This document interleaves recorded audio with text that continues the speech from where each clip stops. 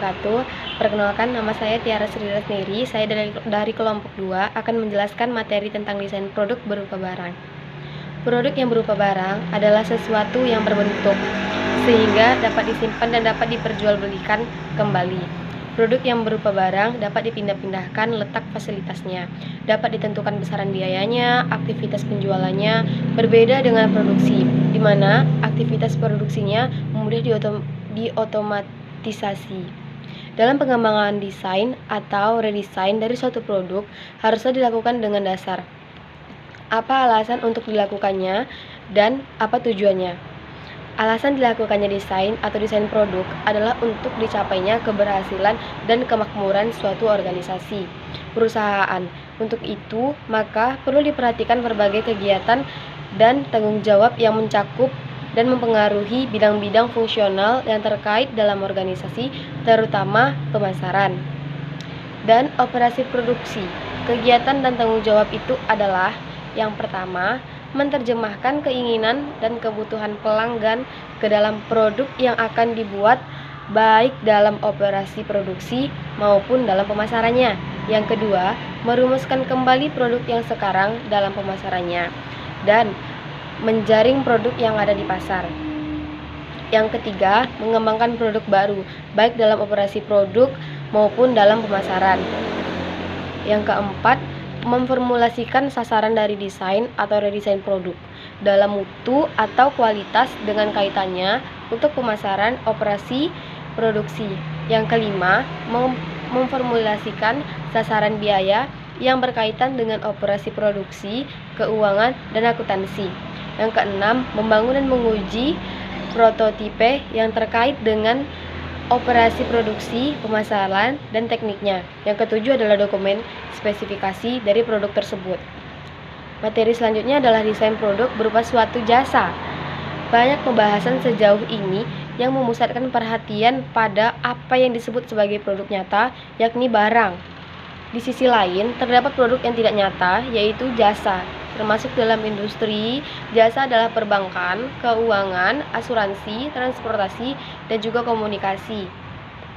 Produk yang ditawarkan oleh perusahaan jasa mulai dari prosedur kesehatan yang meninggalkan luka kecil setelah operasi usus buntu, pencucian dan pemotongan rambut di salon, hingga film yang bagus merupakan desain produk yang berupa jasa. Merancang jasa merupakan tantangan karena umumnya mempunyai karakteristik. Baik, berikutnya saya Yola Anesti akan melanjutkan penjelasan materi kelompok kami, yaitu tentang perkembangan produk. Kemajuan teknologi sekarang ini semakin meningkat, sehingga mengakibatkan segala sesuatu dengan cepat kelihatan ketinggalan zaman karena memang sudah usang. Produk-produk lama terus-menerus dirancang kembali, dan produk-produk baru tidak henti-hentinya harus dikembangkan. Baik, di sini saya akan menjelaskan tentang tahapan perkembangan produk, yaitu yang pertama ada ide. Ide bersumber dari perubahan lingkungan teknologi, demografi, ekonomi, politik, dan sebagainya. Berikut yaitu ada persyaratan yang harus dipenuhi di pasar, pendekatan yang diperlukan untuk memuaskan konsumen. Dan yang ketiga yaitu ada spesifikasi fungsional, yaitu bagaimana cara kerja produk tersebut atau bagaimana suatu produk bisa berfungsi dengan melalui identifikasi karakteristik. Engineering produk kemungkinan dibandingkan dengan produk dari pesaing. Yang keempat yaitu ada spesifikasi produk, yaitu bagaimana produk tersebut akan dibuat. Bagaimana produk itu dibuat melalui spesifikasi fisik seperti dimensi dan ukuran. Berikutnya ada ulasan desain. Ulasan desain atau review desain, yaitu bagaimana produk akan dibuat secara ekonomis dan berkualitas. Atau apakah spesifikasi produk sudah yang terbaik dalam memenuhi kebutuhan konsumen. Yang berikutnya adalah pengujian pasar. Apakah produk memenuhi keinginan pasar? Atau apakah produk memenuhi harapan konsumen? Untuk memastikan prospek ke depannya melalui penjualan dalam jumlah besar. Yang berikutnya yaitu pengenalan produk, yaitu produk diantar ke konsumen, atau perkenalan di pasar dengan memproduksi secara massal untuk dipasarkan.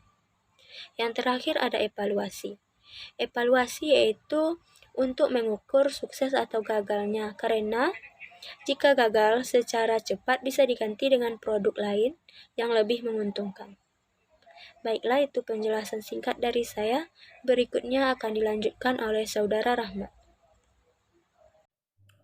Bismillahirrahmanirrahim. Assalamualaikum warahmatullahi wabarakatuh. Baiklah, di sini saya akan menjelaskan tentang konsep Quality Function Development atau QFD. QFD adalah metodologi dalam proses perancangan dan pengembangan produk atau layanan yang mampu mengintegrasikan suara konsumen ke dalam proses perancangan. QFD sebenarnya adalah merupakan suatu jalan bagi perusahaan untuk mengidentifikasi dan memenuhi kebutuhan serta keinginan konsumen terhadap produk atau jasa yang dihasilkan.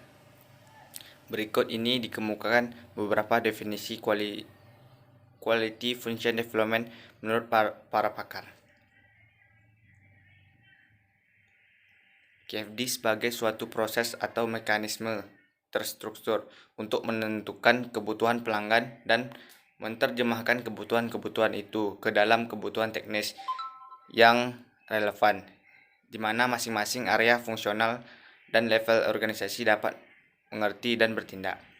QFD merupakan suatu pendekatan disiplin namun fleksibel terhadap pengembangan produk titik awal.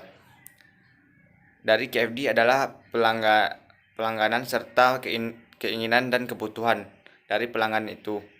Hal ini dalam QFD disebut sebagai suara dari pelanggan. Manfaat dari Quality Function Development. Menurut Nasution, QFD membawa sumber manfaat bagi organisasi yang berupa meningkatkan persaingan mereka secara terus-menerus, memperbaiki kualitas dan produktivitas. Manfaat dari QFD antara lain yaitu pada pelanggan. QFD memerlukan pengumpulan masukan dan umpan balik, baik pelanggan, informasi kemudian diterjemahkan ke dalam kumpulan persyaratan pelanggan yang spesifik. Yang kedua itu efisiensi waktu. QFD dapat mengurangi waktu yang dibutuhkan dalam pengembangan produk karena memfokuskan pada persyaratan pelanggan yang spesifik dan telah diidentifikasi dengan jelas. Yang ketiga itu orientasi kerjasama tim. QFD merupakan pendekatan orientasi kerjasama tim. Semua keputusan dalam proses didasarkan atas konsensus dan dicapai melalui diskusi mendalam dan brainstorming. Orientasi pada dokumentasi salah satu produk yang dihasilkan dari proses QFD adalah dokumentasi komprehensif mengenai semua data yang berhubungan dengan segala proses yang ada dan perbandingannya dengan persyaratan pelanggan. Mungkin cukup sekian, kurang lebihnya saya mohon maaf. Wabillahi taufiq wal hidayah. Wassalamualaikum warahmatullahi wabarakatuh. Warahmatullahi wabarakatuh. Perkenalkan, nama saya Tetri Afriani dari kelompok 2. Baiklah, di sini saya akan melanjutkan materi produk ramah lingkungan. Produk ramah lingkungan adalah produk yang berasal biasanya dari bahan yang tidak mencemari lingkungan dan kemasannya juga diurai sehingga tidak menjadi sampah. Selanjutnya, ada beberapa contoh perubahan desain produk antara lain. A. Mengganti bahan baku produksi dari sintetis atau kimia ke bahan alami. Yang B. Mengganti sistem pengencer pada bahan kimia. Yang C. Mengganti bahan baku plastik pembungkus. D. Menggunakan bahan baku produk yang familiar dengan alam. E. Mengganti sumber daya pembuatan produk. Selanjutnya, sebuah produk ramah lingkungan atau proses industri ramah lingkungan dapat didefinisikan dengan pasti. Hanya bisa dipastikan bahwa produk tersebut adalah produk hijau apabila dibanding dengan produk lainnya. Misalnya, apakah proses produksinya menggunakan energi yang dapat diperbaharui, menggunakan komponen-komponen yang dapat didaur ulang dan memiliki perencanaan yang pasti pada akhir usia produk dari sebuah produk. Selanjutnya, mendesain produk ramah lingkungan menjadi sangat penting saat ini. Sama pentingnya dengan menyiapkan generasi masa depan dengan planet yang membuat mereka bisa bertahan dan berkembang. Produk ramah lingkungan dapat menguntungkan konsumen dan perusahaan pembuatnya. Cara mudah untuk membantu menghentikan perusakan lingkungan. A. Pilih produk ramah lingkungan.